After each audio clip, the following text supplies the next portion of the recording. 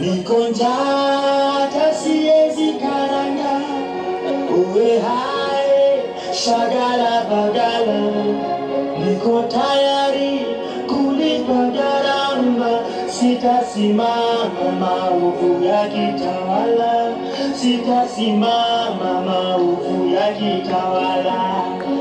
Ufisadi, ubinafsi, ukabila, kuuza sura wataki kuuza sera, ni kufaana, sitasimama maovu yakitawala, sitasimama maovu yakitawala.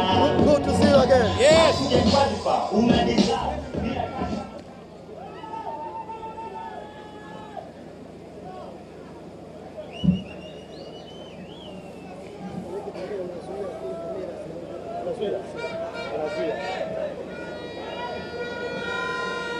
Inazuia. Iko sawa. Dar es Salaam mpo!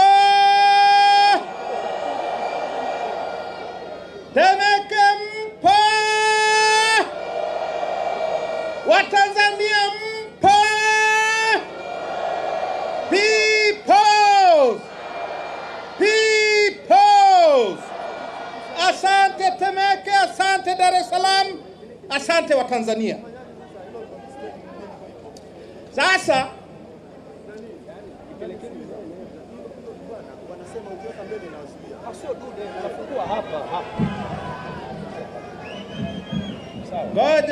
ngoja. Tutayazungumza tu.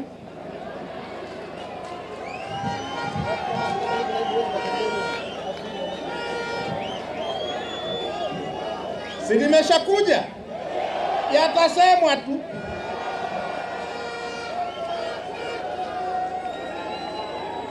Sasa ndugu zangu,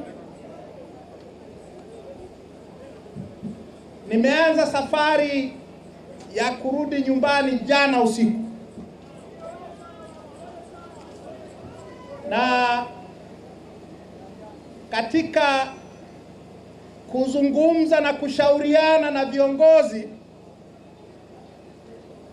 nilipendekeza kwamba badala ya kutoka airport na kwenda mahali nikapumzika, niliomba tukitoka airport tufike mahali niweze kuwaona na kuwasikia. Nikakumbuka tumeanza kusahau miaka ya nyuma tulikuwa tunasema hakuna kulala mpaka, tumeanza kusahau. Sasa nikasema mimi bado nakumbuka hakuna kulala mpaka kieleweke. Kwa hiyo nilisema tukitoka airport, stop ya kwanza kuzungumza na Watanzania kwenye mkutano wa hadhara. Nilipotangaza kurudi, nilisema nitafurahi kwa maandalizi yoyote itakayowapendeza kuniandalia. Naomba nichukue fursa hii niwapongeze viongozi wa chama, mwenyekiti, katibu mkuu, manaibu makatibu wakuu, mwenyekiti wa kamati ya maandalizi ya kuja kwangu na timu yake, mwenyekiti wa kanda ya Pwani na timu yake, kwa kufanya maandalizi ambayo yametuwezesha tuko hapa leo hii. Naomba vile nichukue fursa hii kwa sababu ni muhimu tukakumbuka vitu hivi. Huu ni mwaka wetu wa 30 kama chama cha siasa. Hii ni birthday yetu ya 30. Kwa hiyo naomba nichukue fursa hii nikupongeze Mheshimiwa Mwenyekiti, niwapongeze viongozi wote wa chama wa ngazi zote, niwapongeze wanachama wetu kila mahali walipo katika nchi yetu, niwapongeze wale wote ambao wametuunga mkono miaka yote hii katika shida zote hizi mpaka leo tumefikisha miaka 30. Niwapongeze Watanzania, safari ya miaka 30 ya Tanzania kama nchi ya vyama vingi haikuwa rahisi hata kidogo. Haikupambwa kwa marumaru, imepambwa kwa miba, kwa mawe. Kuna damu imemwagika, watu wameteseka, watu wamefungwa bure, wengine wamepotea hawajulikani walipo mpaka leo. Tumeumizwa sana wote. Kwa hii safari ya miaka 30, ndugu zangu, haijawa rahisi. Kama tumefika hapa, tunastahili tupongezane. Kwa niwapongeze wa Tanzania kwa kufikisha miaka 30 tukiwa nchi ya vyama vingi, licha ya mapito magumu tuliyopitia. Nilisema hilo nisiliache. Sasa ndugu zangu, leo ndio kwanza nimekanyaga nyumbani kwetu.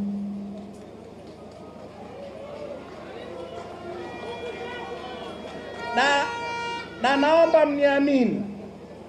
naomba mniamini nikiwaambieni, kuishi nje ya nchi kwa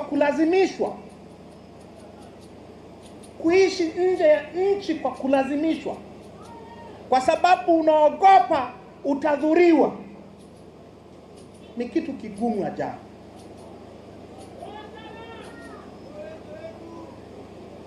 Hii miaka takriban 5-6 inaelekea, haijawa miaka rahisi hata kidogo.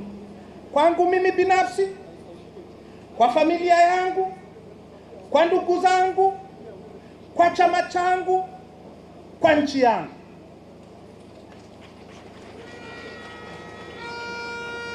Kwa sababu ni miaka 5 ya kulazimishwa kuondoka nyumbani kwako na nyumbani kwenu, kwa sababu usipokimbia kuna watu wametumwa wakuue. Kwa hiyo niseme nimefurahi sana kurudi nyumbani kwangu na kurudi nyumbani kwetu. Na naombeni ndugu zangu, nafikiri sitakosea nikisema na nyie mmefurahi vile vile.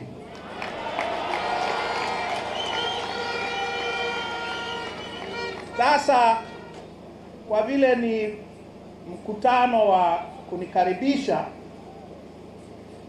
sitasema mengi sana. Najua mimi na mambo mengi sana. Sasa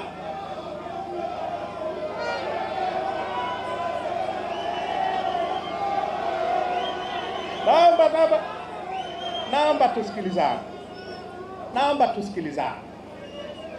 Nikisema yote, manake kesho sina cha kusema. Nitaanza kusema anarudia, hana hoja. Sasa kwa sababu na hoja nyingi, nitawapa za leo, na kuna za kesho na za mwezi ujao na za tutazungumza. Sawa? Kwa naomba mniruhusu niyaseme haya ambayo nimewaandalieni leo. Haya ya kuja nyumbani. Nilipotangaza kuja, nilisema na kuja kwa ajili ya kazi. Kuna kazi ya kufanya, na hiyo kazi ya kufanya ni kazi ngumu kweli kweli. Ni kazi ngumu kweli kweli. Nitaielezea. Tulivyotoka airport, nimekaa juu ya ile gari ile kutoka airport mpaka hapa. Tumepita kote tulikopita. Nimesikia maneno mengi sana ya kwenu. Nimesikia inakuaje bei ya maharage iko sawa na bei ya nyama.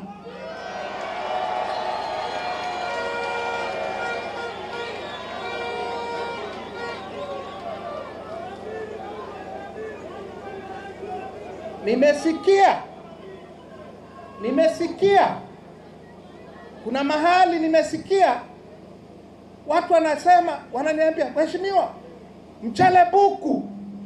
Sasa mchele buku si 1,000. Sasa mnaniambia maisha magumu huku, mnaniambia mchele buku.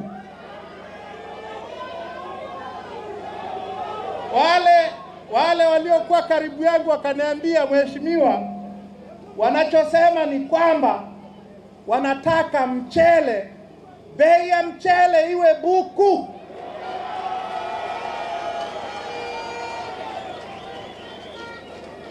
Nikasema tu, unajua kutokukaa nyumbani unapitwa na mengi. Kila mahali watu hii kipande na kuja hapa. Maisha magumu. Maharage hayakamatiki. Mchele hauliki. Sembe haikamatiki. Hakuna chapati, havikamatiki. Hakuna maji. Umeme shida. Tozo kila mahali.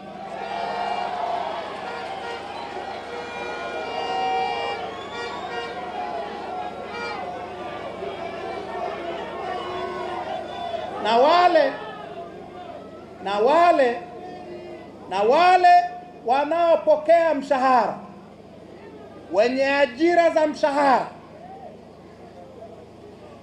makato wanayokatwa kwenye mishahara yao, wao mapolisi wetu hawa, au makarani, au manesi, au waalimu, makato wanayokatwa kwenye mishahara yao ambayo haijaongezwa kwa miaka mingi.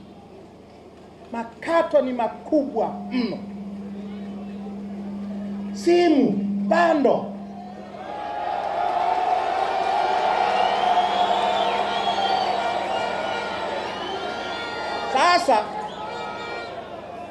Sasa nikawa nafikiria hawa watu wananiambia maneno haya hivi, wanafikiri mimi ndio mwenye mamlaka ya kushusha bei hizi. Sasa nataka angalau nijitetee. Amen. Nataka nijitetee kwamba mimi sina mamlaka kisheria ya kupunguza bei hizo. Sina. Isipokuwa kuyazungumza tu.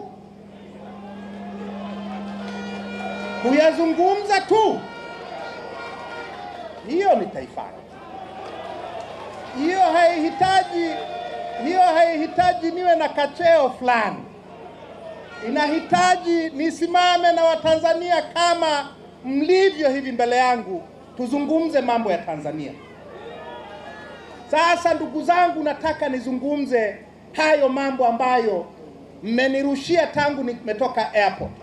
Maisha magumu. Maisha magumu ni tatizo la kimsingi la kisiasa. Mungu hajasema maisha yawe magumu. Mungu hajasema bei ya maharage iwe sawa na ya nyama. Mungu hajasema kusiwe na umeme, kusiwe na maji, msilipwe mishahara inayostahili, msitozwe tozo. Mungu hajaamuru yote hayo yanayofanyika. Haya ni mambo ya kibinadamu, ni mambo ya kisiasa. Kwa sababu ni mambo ya kisiasa, tuna mamlaka ya kuyaondoa.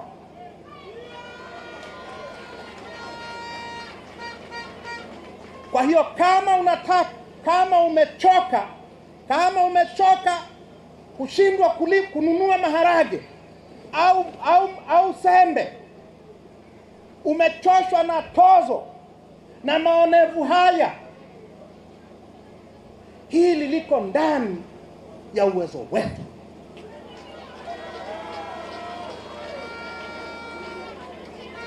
Halihitaji maombi, halihitaji yale ambayo Mungu ametupa uwezo wa kuyashughulikia. Tusimbebeshe Mungu mizigo ambayo tuna uwezo nayo.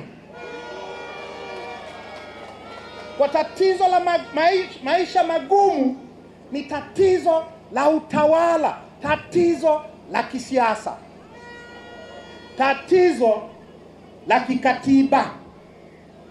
Kwa kama kweli mmechoka, dawa nitakayowapeni ni hii. Tutafute suluhu ya kisiasa, tutafute suluhu ya kikatiba, tutafute katiba mpya.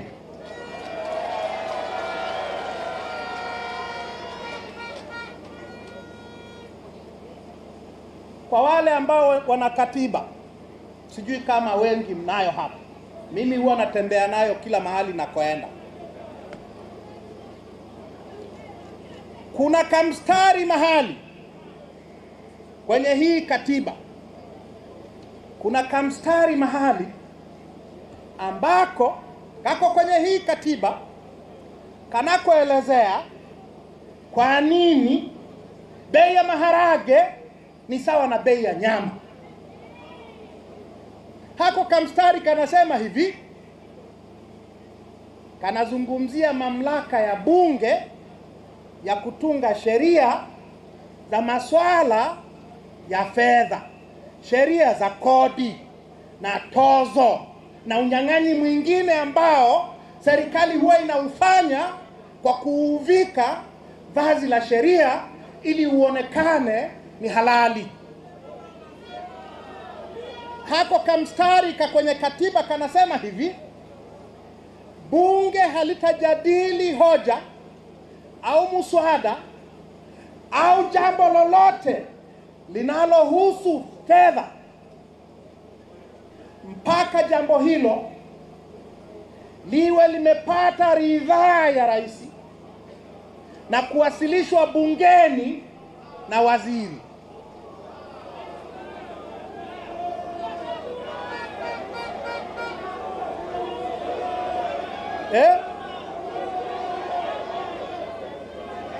Sasa mbona mnazomea?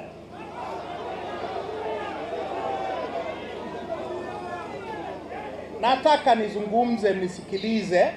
Kama unataka kujua kwa nini bei ya maharage ni sawa na bei ya nyama, naomba unisikilize.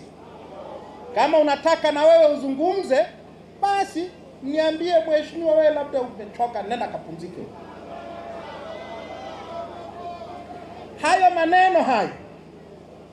Hayo maneno ya kwenye katiba hayo yamempa rais wa nchi hii mamlaka ya kuamua utozwe kodi, tozo, ushuru na unyang'anyi mwingine wowote wa fedha zako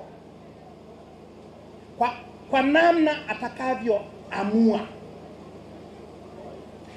hakuna tozo au kodi au ushuru au unyang'anyi mwingine wa aina hiyo unaoenda bungeni bila ridhaa ya rais na kupelekwa na waziri. Kwa hiyo tunapaswa tujue tatizo ni nini. Tatizo ni katiba. Katiba ya Tanzania hii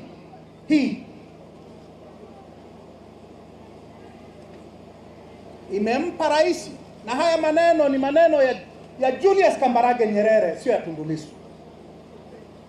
Mwalimu akihojiwa na gazeti la Observer la Uingereza mwaka 67, na baadaye akihojiwa na BBC mwaka 78, alisema hivi kuhusu mamlaka ya rais, kuhusu mamlaka yake. Alisema, kwa mujibu wa katiba na sheria za Tanzania, mimi rais nina mamlaka ya kuwa dikteta. Ni maneno ya Nyerere. Mimi nilimuita Magufuli dikteta uchwara, watu wapiga kelele oh. Nyerere alisema ana mamlaka ya kuwa dikteta mwaka 78 na mwaka 67 kabla ya hapo. Rais wa nchi hii ni Mungu. Ndio maana hao maprofesa wale kina Kabudi si nini, anasema mheshimiwa Mungu, mnafikiri ulimi umeteleza? Ndivyo wanavyofikiria. Kwa sababu kwa nchi yetu rais ni kila kitu. Ndiye anayewapa watu vyeo na kuwashusha vyeo. Kila mtu anayeweza kukusumbua wewe amepata mamlaka yake kwa rais. Awe jaji anayekufunga bure au hakimu, awe mwendesha mashtaka anayekufungulia kesi za uongo,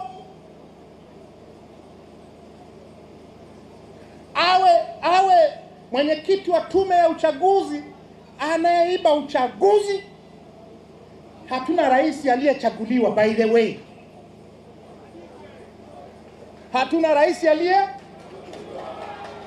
rais akichaguliwa, matokeo yake huwa yanatangazwa kwenye gazeti la serikali. Kila jimbo amepata kura ngapi. Ya yule bwana wa Zanzibar anaitwa nani? Yule mwana Mwinyi. Sio Jecha. Hussein Mwinyi, matokeo yake ya kila jimbo yapo.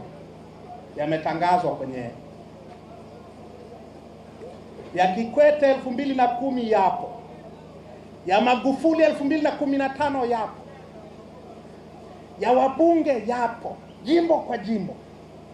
Ya madiwani yapo Tanzania nzima, kata kwa kata. Matokeo pekee ambayo hayapo ni ya Magufuli.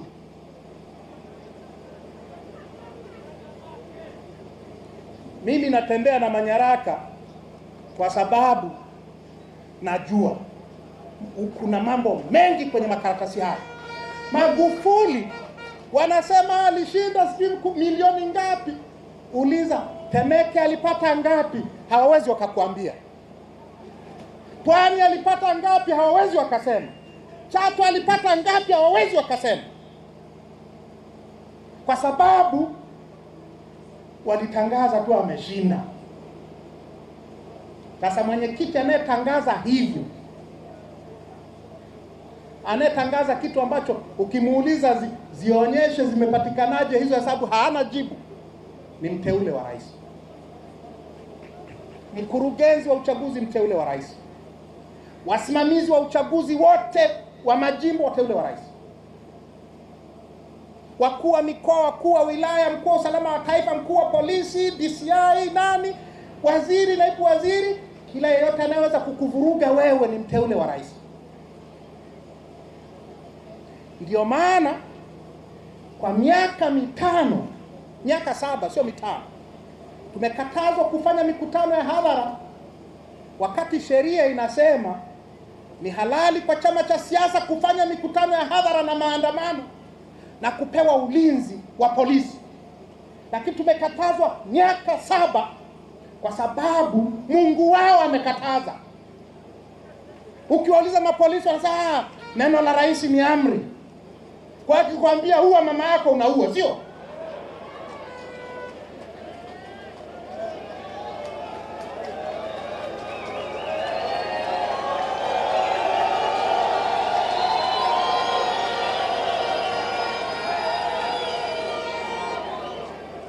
Sasa nilikuwa nasema, ndugu zangu, nazungumza maisha magumu. Hayo mengine ni ya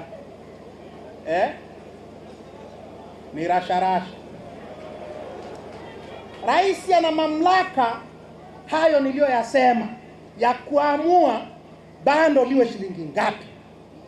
Msimlalamikie Mwigulu Nchemba. Mwigulu Nchemba ni karani tu. Anayeamua kwa mujibu wa katiba hii, anayetoa ridhaa ni rais. Ndio maana mkipiga kelele sana, anakuja anasema kwa sababu nawapenda sana nimeondoa tozo. Alafu anataka muamini kwamba hizi tozo zililetwa na Mwigulu Nchemba. Katiba inasema bunge haliwezi likajadili chochote cha tozo mpaka kimepata ridhaa ya rais na kimewasilishwa bungeni na waziri. Kwa hiyo ni Samia Suluhu Hassan, ni rais ndiye anayetupatia shida hizi. Na ni rais kwa sababu, sio kwa sababu Samia Suluhu Hassan ana roho mbaya. Ni kwa sababu katiba imempa mamlaka ya kuamua atutozeje kodi, atumieje pesa zetu. Kwa sababu ya mamlaka hayo ya rais, tumekuwa na marais wezi. Kama kuna mtu anafikiri nasema vibaya, akasome kitabu cha Mkapa, Maisha Yangu. Mkapa kakiri kwa maandishi waliiba dola milioni 100 mwaka 2005 ili wapate hela za kampeni za CCM. Iko kwenye kitabu cha Mkapa.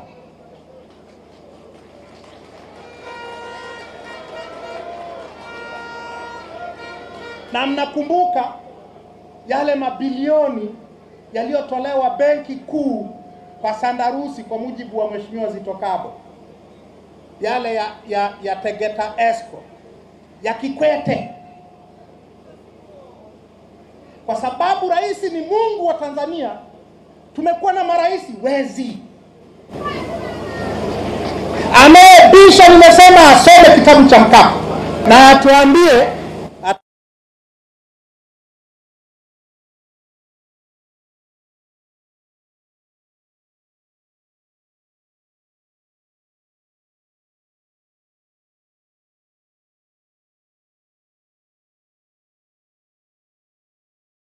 wa ubunge ni mbunge nasikia wale ubunge wa Magufuli. Anasema hela hizi toke kwa sababu Mheshimiwa Rais ameelekeza hivi. Mheshimiwa Rais manake Kikwete. Sasa ndugu zangu, hayo maneno kwamba rais ndio anayeamua mambo ya kodi yote na tozo na kadhalika, tumetoka nayo mbali sana. Tumetoka nayo in fact tangu mwaka 1926 tulipopata bunge la kwanza la Tanganyika, bunge lile la Legco. Hayo maneno kwamba rais ana mamlaka, hakuna kitakachoenda bungeni bila kwanza cha fedha, bila kupata ridhaa ya rais, ilitokea kwenye hiyo katiba ya kwanza ya Tanganyika iliyoleta bunge la Legco mwaka 1926. Ni maneno yalikuwa yanasema, hakukuwa na rais wakati huo, alikuwa governor. Kwa mwaka 62 wakati tunapata rais, Nyerere na watu wake penye governor wakaondoa wakaweka rais. Wamekuwa na mamlaka ya kutoza kodi aliyokuwa nayo governor wa kikoloni. Matokeo yake ni haya. kila unachonunua dukani kina tozo. Kwa hiyo kama kweli mmechoka maisha magumu, jibu ni katiba mpya.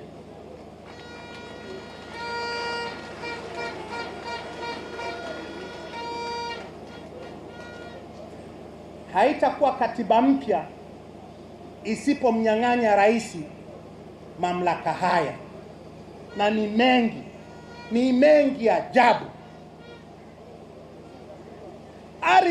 Hii ardhi mliosimama hapa, hii ardhi ambayo tuko hapa, na ardhi nyingine yoyote ya nchi hii, sheria ya ardhi inasema ni mali ya umma, ile inashikiliwa na rais kwa niaba yetu. Sasa msiojua sheria, nitawaambieni. Sheria inaposema mtu anashikilia mali yako in trust, maana yake ni kwamba anaweza kuiuza. In fact, hana tofauti kubwa na mmiliki wa hiyo mali. Kwa sheria inaposema rais anashikilia ardhi ya Tanzania in trust for Tanzanian people, anaweza kuiuza. Sheria inaposema rais anashikilia mali asili za Tanzania zote, maji, wanyama, nini, in trust, maana yake ni mali yake anaweza kuuza. Na nani asiyejua kwamba wamekuwa wanauza? Ukienda Imarate sasa hivi, Sharjah wamefungua shamba la wanyama, zoo, mahali ambapo wanakusanya wanyama mbalimbali. Sharjah wamefungua the biggest zoo in the world. Ina miti zaidi ya 100,000 kutoka Afrika. Ina wanyama zaidi ya 50,000 kutoka Afrika. Mnafahamu wale hao wanyama wanatoka wapi? Kuna biashara kubwa inafanyika Loliondo kwa zaidi ya karibu miaka 30. Ilianza na Mwinyi, ikapokelewa na Mkapa, Kikwete akaiendeleza, Magufuli ajifanya mtetezi wa wanyonge akaifumbia macho, na Samia amesema Wamasai na waondoke kabisa.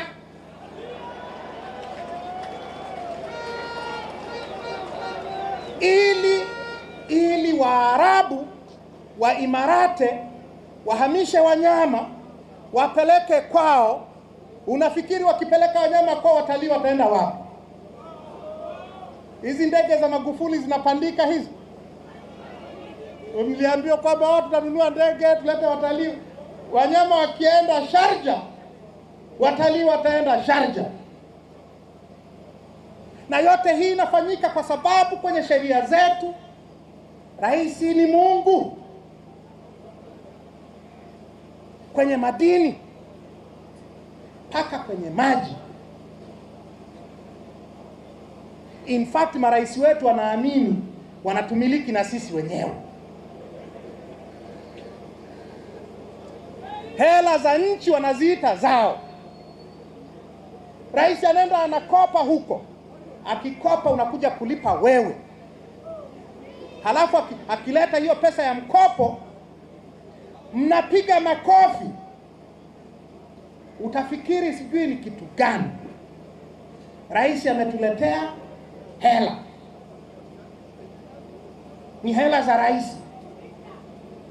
Zikiliwa, nani anayehoji? Kwa sababu ya mamlaka ya rais kwa mujibu wa katiba. Na hii imeanza tangu mwaka 62. Sio dhambi ya Samia Suluhu Hassan, sio dhambi ya Magufuli even, sio dhambi ya Kikwete, sio dhambi ya Mkapa, sio dhambi ya Mwinyi, ni dhambi ya baba wa taifa, ndiye aliyeileta. Anayebisha aseme nani aliyekuwa rais mwaka 62. Na walisema wakati wanatengeneza hiyo katiba iliyotuletea rais, hatukuwa na rais tulipopata katiba ya uhuru mwaka 61, tulikuwa na waziri mkuu. Wakati Nyerere na TANU yake wanatengeneza hiyo katiba ya kumfanya rais Mungu wa Watanzania, walisema hivi, wa Watanganyika wakati, walisema hivi, iko kwenye kijitabu kinaitwa Waraka wa Serikali ya Tanganyika juu ya Jamhuri ya Tanganyika. Walisema huyu rais tunayemfikiria, tunayempendekeza, atakuwa na mamlaka sawa na mfalme au na chief wake. Kwa sababu kwetu sisi rais hawezi akawa na mamlaka tofauti na mamlaka ya mfalme au mamlaka ya chief wa kabila. They were absolutely clear. Walikuwa wanataka nini? Walikuwa wanataka rais awe Mungu wa nchi. Tumekaa nayo miaka 60. Huu ni wa 61. Mamlaka ya aina hii yametunyang'anya sisi wananchi nguvu. Kila mmoja wetu amekuwa ombaomba. Kila mmoja wetu ombaomba. Rais tunaomba hiki, rais tunaomba hiki. Kila mmoja na kabakuli kaombaomba. Sasa kama tumechoka kweli, kama kweli tumechoka, ni katiba mpya. Ni katiba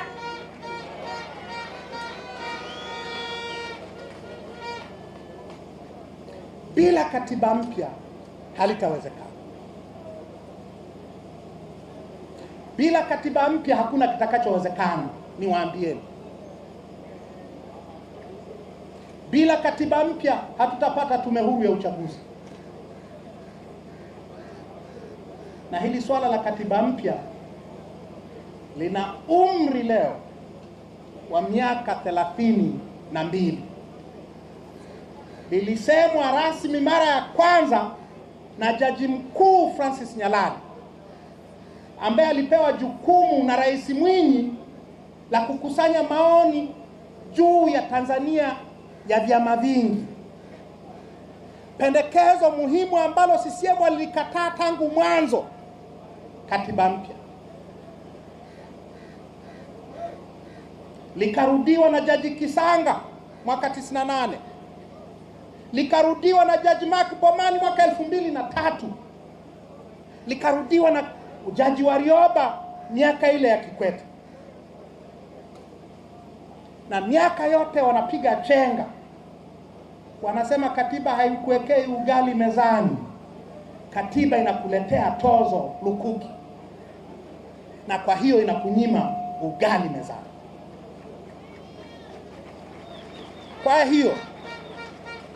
Kwa hiyo nilipotangaza kurudi, nilisema nakuja kwa ajili ya kazi.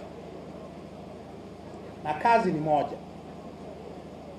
kutengeneza nguvu ya umma wa taifa la Watanzania.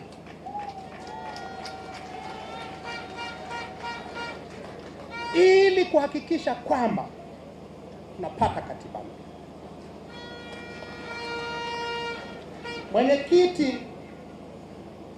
Mwenyekiti wetu na chama chetu tumefanya kazi kubwa sana ya kuzungumza na Rais Samia mpaka amefika hapa alikofika, kwa sababu alikubali tuzungumze. Alikubali tuzungumze kwa sababu mambo ya Magufuli yalishashindikana. Sio fadhila, ni kwa sababu umagufuli ulikuwa hauwezekani tena. Kwa heshima yake rais aliliona hilo. Alianza vibaya, tusije tukaacha kusema. Alianza vibaya kwa kusema kuzungumza katiba ni chokochoko, kwa makesi ya ugaidi na nini, alianza vibaya, lakini kuna mahali malaika wake wema wakamwambia, mama, hiyo njia hiyo alijaribu Magufuli akashindwa, wewe hutaiweza. Kwa hiyo tumefanya kazi nzuri pamoja naye, na niseme ni muhimu tukaiendeleza. Tutaendelea na mazungumzo, na mimi nimechangia kiasi hapa na pale, lakini ndugu zangu, niseme hapa, watakaoamua katiba mpya ni nyie wa Tanzania.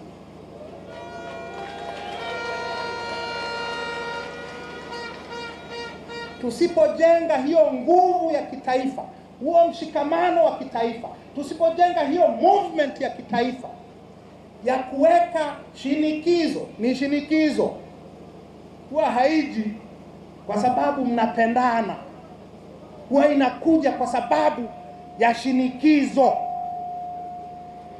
Tukijenga a national movement yenye nguvu kweli, tutapata katiba mpya kabla ya 2025.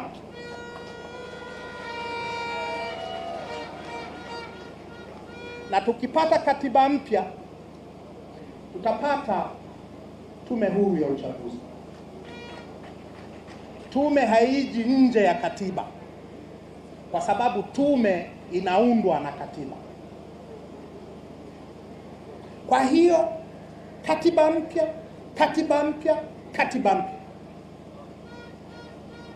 Katiba mpya ya aina gani? Hili swala limeandikiwa.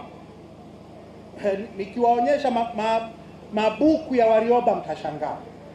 Mimi natembea nayo, nilikuwa nayo Ulaya, nimekuja nayo, yako kwenye mabegi yangu, sijafika hata nyumbani, kwa sababu huo ni ushahidi wa kitu gani wa Tanzania wanataka. Katiba mpya ili tutatue hili tatizo la huyu Mungu mtu wa tangu mwaka 62. Kama katiba mpya ikija wanasema rais ana mamlaka yale yale, ujue mmeliwa, ujue mmedanganywa na msikubali. Kama katiba ikija wanasema ni katiba mpya ikaja na aina ya tume kama hii tulionayo, ambayo haiwezi kutangaza hata matokeo, huyo anasema ameshinda, msikubali, manake tutakuwa tumeliwa. Ikija wanaita katiba mpya, rais bado akawa anatumiliki kama ambavyo wametumiliki miaka yote hii, msikubali, hiyo sio katiba mpya. Kwa ujumbe wangu ni huo, tuungane. Anayenunua kilo ya maharage shilingi 4,000 ni mwana CCM, mwana Chadema, mwana ACT, asiyekuwa na chama, Mkristo, Muislamu, mpagani, wote tunaumizwa na katiba hii. Kwa hiyo tutafute namna ya kuhakikisha wote ambao wanaumizwa na huu utaratibu wa miaka yote hii tunaungana, ili tumpe nguvu mwenyekiti na timu yake ya kwenda kudai kwenye hayo mazungumzo. Tukilegea huku mtaani, na mwenyekiti atalegezwa. Tukiwa imara, mwenyekiti atajua ana jeshi la mamilioni nyuma yake, atakuwa imara. Kwa hiyo nimalizie ndugu zangu. Nimesema yako mengi tutayazungumza tunavyoenda mbele. Nimalizie kwa kusema kwamba hii habari ya katiba mpya lazima tuipeleke kwa wananchi kila mahali. Huu ujumbe lazima uende kila kona ya Tanzania. kwenye mikutano ya hadhara kama huu. Watanzania ni watu wa mikutano ya hadhara sana. Twende kila mahali, tujenge huo mshikamano wa taifa wa kutaka katiba mpya itakayotuokoa, itakayoondoa hawa mamiungu watu au kuwadhibiti. Tukifanikiwa kujenga hivyo, tutapata katiba mpya kabla ya 2025. Tukilegalega, tutaendelea kuchezewa na hiki alichokiita baba wa taifa kinampa mamlaka ya kuwa dikteta. Mimi nilisema niko tayari. Watanzania wa Temeke na Watanzania wa Dar es Salaam mnaniambiaje? Sisi kama chama tuko tayari. Nyie mnasemaje? Kama mko tayari, basi tuingie mtaani, tuzungumze katiba mpya. Kila mtu ana uwezo. Usiseme mimi sina chochote, siwezi. Hata uwepo wako kwenye mkutano huu ni mchango wako.